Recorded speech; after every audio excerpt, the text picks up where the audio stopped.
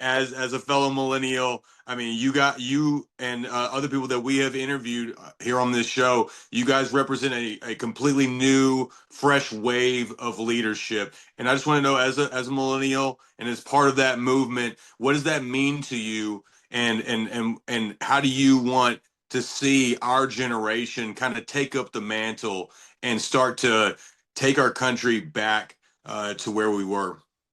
Yeah. I always jokingly say I'm millennial trash. Um, but I can't take credit for that, just a little. Um, but as a millennial, I think we offer something like a unique perspective. We remember the 90s. Most of us remember the 80s and the 90s. I mean, I was born in the 90s, but I have like 80s nostalgia. We're raised on Star Wars and Indiana Jones and like The West Wing and the American President. Like, these are our foundational like awareness. We had Nickelodeon, like all of that.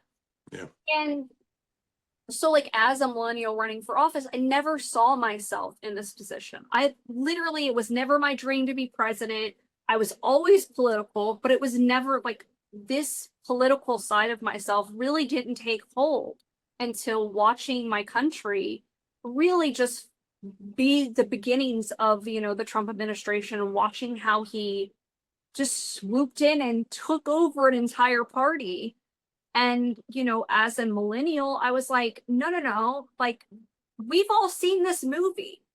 Like, Mm. we've all seen it. We've seen what this is.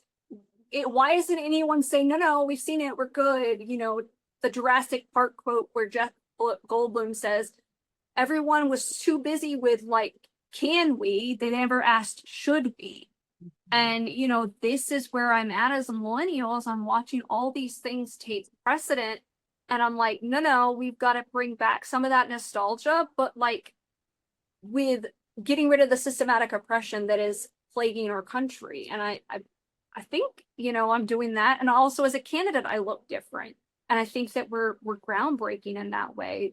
Candidates no longer can be a 2D, two-sided person. We have to be 3D, and we have to be a triple threat. We have to be able to be personable and understand the nostalgia and understand, culture, while also being able to speak correctly and sound good and make videos, and then be policymakers and understand the legislation. So I think we do offer something that's different. It reminds me of old school Hollywood where the triple threat is dance, sing, and act. Like, it's the same thing.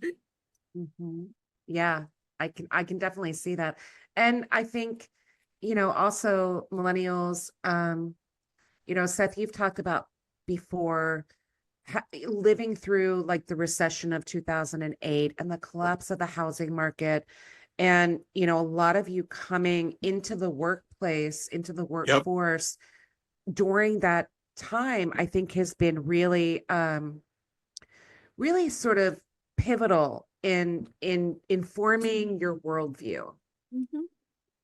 I mean, that's a great point too, because like my work career looks different. I went to university. I went to Austin P. Let's go P in Clarksville, Tennessee. Um, and I graduated in 2015. I literally graduated as we're rolling into an election year and rolling into like seeing all these things progress in our country. I knew that Trump was going to be a problem in 2015.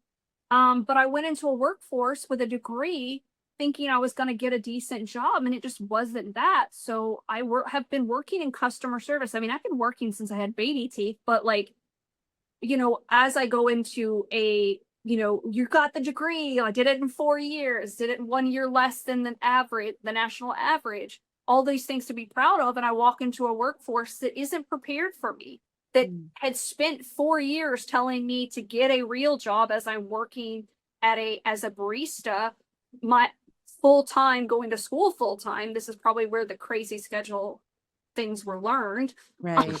Yeah. And overdoing it was learned. And getting told every day, get a real job, get a real job. And then I go out to get a real job and it's not there.